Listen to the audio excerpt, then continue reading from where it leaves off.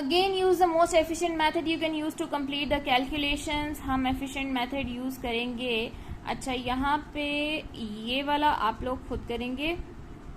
ये मैं आपको इसलिए करवा रही हूँ क्योंकि इसमें हमने रीअरेंजिंग, रीग्रुपिंग करनी है, जो कि हम ग्रेड 3 में हमने बेहद की है। ठीक है, तो मैं तो तंग आ गई थी उससे।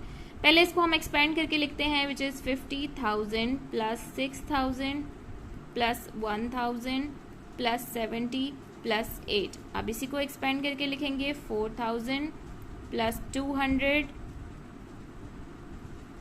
ये मैंने क्या किया, सॉरी इट्स 100, 200 प्लस 50 प्लस 9। अब we have to subtract these, but we can not subtract 9 from 8 and 200 from 100. So we have to regroup it. How do we regroup it? सबसे पहले तो हम यहाँ पे, मुझे इसको यहाँ से एक टेंस हम यहाँ पे लेकर जाएंगे। सो ये बन जाएगा जी हमारे पास 18। ठीक है जी, और यहाँ पे 1/10 हम लेकर गए हैं, तो यहाँ पे क्या रह जाएगा 60। अगेन अब हमें यहाँ से बोरो लेना है, तो पूरा का पूरा 1000 यहाँ पे आएगा। ठीक है, तो 6000 में से 1000 आएगा। 1000 जब 100 में ऐड होगा तो ये 1100 बन जाएगा। ठीक है, और यहाँ पे क्या रह जाएगा 5000, और बाकी ये वाला एज इट इज हम लिख देंगे 50,000। अब हम नीचे वाले नंबर्स को एज इट इज लिख देंगे। सो यहाँ पे आपने लिखना क्या होता है, रीग्रुपिंग। आई एम श्योर ये आप सब बहुत ज़्यादा दफ़ा कर चुके हैं ग्रेड 3 में, but yes we have to do it here as well. अच्छा जी, 18 माइनस 9। अब आपने इस प्लस से कंफ्यूज नहीं होना, ये प्लस हम इन डिजिट्स को प्लस करके लिख रहे हैं। ठीक है, हमने अब यहाँ पे सब्ट्रैक्शन करनी है, which is our main operation. 18 minus 9 is 9, 60 minus 50 is 10, 1100 minus 200 is 900, 5000 minus 4000 is 1000, and 50,000 will be written as it is। अब इन सबको हम ऐड करेंगे, 1s, 10s, 100s, 1000, 10,000। ठीक है, कोई भी हमने वो करना नहीं ओवरलैप, तो ये हो जाएगा 51,919। This is your final answer. So this you have to do it by yourself. इसमें सारे 4 बड़ा है, इधर 5 बड़ा है, 1 भी, इसमें कहीं पे भी रीग्रुपिंग नहीं होगी। सो ये आप इजीली फर्स्ट अटेम्प्ट में ही सॉल्व कर सकते हैं। इसी तरह लिखेंगे एक्सपेंड करके और इसको सॉल्व कर लेंगे, इसमें कहीं पे भी रीग्रुपिंग नहीं हो रही। The 2 missing digits in this addition are same. यहाँ पे जो 2 मिसिंग डिजिट्स हैं वो बिल्कुल सेम है। जो नंबर ये है वही यहाँ पर भी है। हमने कैलकुलेशन को करना है जी complete.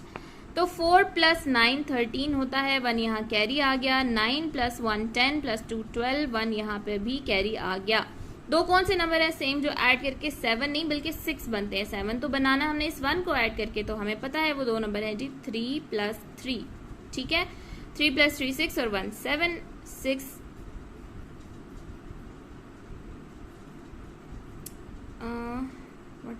what have they done?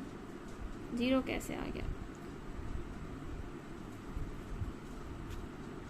Okay, तो हम यहाँ पे 7, हम यहाँ 3 3 नहीं लिख सकते, क्योंकि मैं आपको बताती हूँ। ये हमारे पास नंबर है जी 5 6 -2 4। ठीक है, ये रॉन्ग है। अच्छा, 3 -9 9। अब हमने इनको करना है जी add. 9 plus 4 is 13, 1 carry. This is 9 plus 1 10 और 2 12, 1 यहाँ पे कैरी। अब यहाँ पे है 0।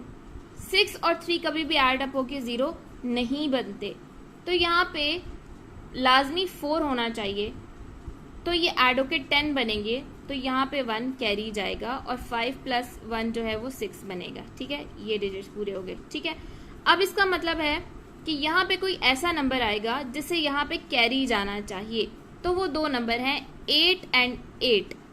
8 and 8 प्लस 8 इज 16 प्लस 1 17। 7 यहाँ लिखूंगी और 1 यहाँ कैरी आएगा। अब 6 प्लस 1 7 प्लस 3 10, 0 1 बोरो किया हम, सॉरी 1 हम ले गए कैरी। 5 प्लस 1 6। तो अब हमारे पास जो आंसर है वो बिल्कुल ठीक आ रहा है। So these 2 numbers are 8 and 8। ये हमें मेंशन है, कंडीशन गिवन है कि हमारी ये 2 डिजिट सेम होने चाहिए। तो आप क्या करें, अगर आपके बच्चे को इस तरह डायरेक्टली, तो 4th ग्रेड के बच्चे को इतना ज़्यादा मुझे नहीं लगता कि उसे 8 प्लस 8 एकदम दिमाग में आ जाएगा, तो आप उसे कहें बेटा आपने ये सारे नंबर्स ऐड अप करके चेक करो, 2 से स्टार्ट करो और 9 तक ट्राई करो। वो सारे नंबर्स आपने 2 2 4 4 5 5 वो सारे नंबर्स लिखने हैं। जिन्हें ऐड करके यहाँ पे 1 कैरी भी जाए और यहाँ पर 7 भी आए, क्योंकि आपको गिवन है कि यहाँ पे 7 आना चाहिए, ठीक है।